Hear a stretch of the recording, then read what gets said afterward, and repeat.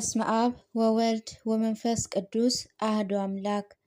የመጽሐፍ ቅዱስ ንባብ ኦሪት ዘኍልቍ ምዕራፍ 24። በለዓም እስራኤልን መባረክ በእግዚአብሔር ፊት መልካም እንደሆነ ባየ ጊዜ እንደ ልማዱ ለማሟረት ወደፊት አልሄደም፣ ነገር ግን ወደ ምድረ በዳ ፊቱን መለሰ። በለዓምም ዓይኑን አንስቶ እስራኤል በየነገዳቸው ሲጓዙ አየ።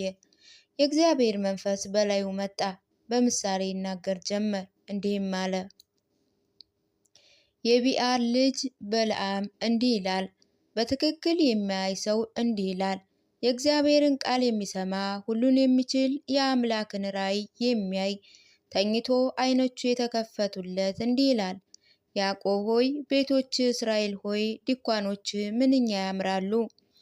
እንደሚያጋርድ ዛፎች በወንዝ ዳር እንዳሉ የተክል ቦታዎች፣ እግዚአብሔር እንደተከላቸው ድንኳኖች በውሃ ዳር እንዳሉ ዘገባዎች ናቸው። ከዘሩ ሰው ይወጣል፣ ብዙ ሕዝብም ይገዛል።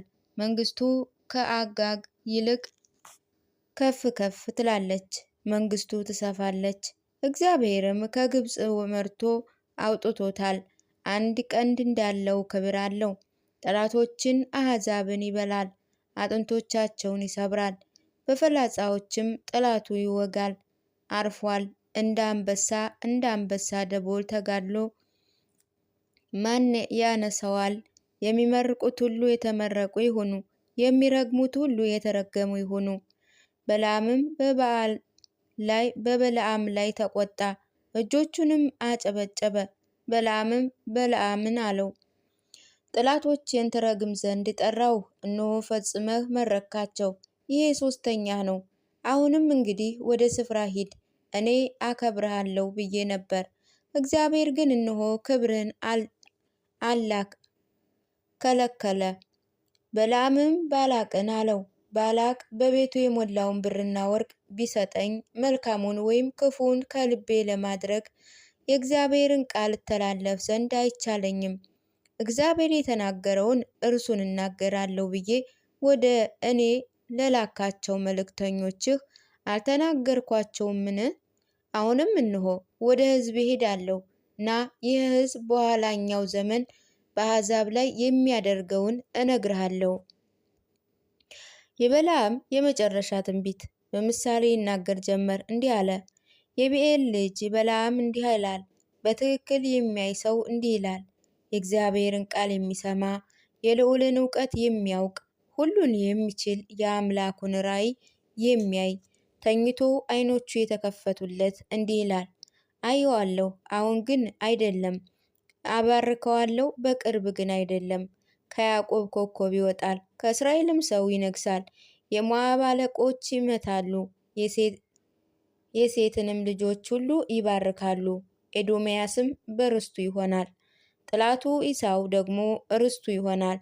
እስራኤል በኃይል ያደርጋል፣ ከያዕቆብ ኃይል ሰው ይወጣል፣ ከከተማውም የቀሩትን ያጠፋል። አሞሌቃውያን አይቶ በምሳሌ ይናገራል ጀመረ፣ እንዲህ አለ። አሞሌቃ የአሕዛብ አለቃ ነበር፣ ዘራቸው ይጠፋል። ቄናውያን አይቶ በምሳሌ ይናገራቸዋል፣ እንዲህ አለ። ማደሪያህ የጸናች ናት፣ ጎጆህ በአንባ ላይ ተመስርቷል። ብኤር የጥፋት ጎጆ ቢሆን አሰር ይማርክሃል። አግንም ባየው ጊዜ በምሳሌ ይናገር ጀመር፣ እንዲህ አለ። እግዚአብሔር ይህን ሲያደርግ አወይ ማን በሕይወት ይኖራል? ከኬጢያዊ እጅ የሚወጣ አሦራውያን ዕብራውያን ያስጨንቃል፣ እነርሱ በአንድነት ይጠፋሉ። በለዓምም ተነሳ፣ ተመልሶ ወደ ስፍራው ሄደ። ባላቅም ደግሞ ወደ ቤቱ ገባ። ምዕራፍ 25 ሞዓባዊ እስራኤልን በፎገር እንደሳቱ። እስራኤልም በሲጢን አደሩ። ሕዝቡ ከሞዓብ ልጆች ጋር መነዘሩ፣ ረከሱ። ሕዝቡም ወደ አምላካቸው መሥዋዕት ጠሩ። ሕዝቡም መሥዋዕታቸውን በሉ፣ ለአምላካቸውም ሰገዱ። እስራኤልም ለበዓል ፎገር ራሳቸውን ለዩ። እግዚአብሔር በእስራኤል ላይ ፈጽሞ ተቆጣ።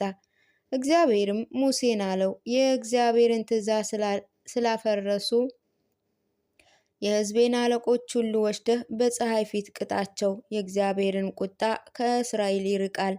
ሙሴ የእስራኤልን ሕዝቦች እናንተ እያንዳንዳችሁ ብዔል ፎገርን የተከተሉትን ሰዎችን ግደሉ አላቸው።